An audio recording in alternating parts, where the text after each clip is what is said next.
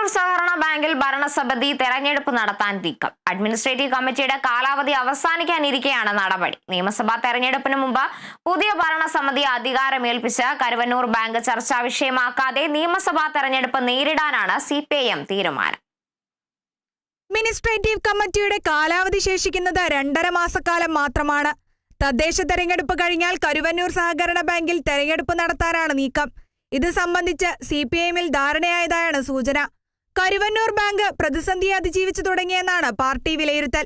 സ്ഥിരം ഭരണസമിതി നിലവിൽ വരുന്നതിലൂടെ കൂടുതൽ നിക്ഷേപങ്ങൾ സ്വരൂപിക്കാനും സഹകരണ നിയമങ്ങളുമായി ബന്ധപ്പെട്ട പ്രശ്നങ്ങൾക്ക് പരിഹാരം കാണാനും കഴിയുമെന്നും CPIM കണക്കുകൂട്ടുന്നു.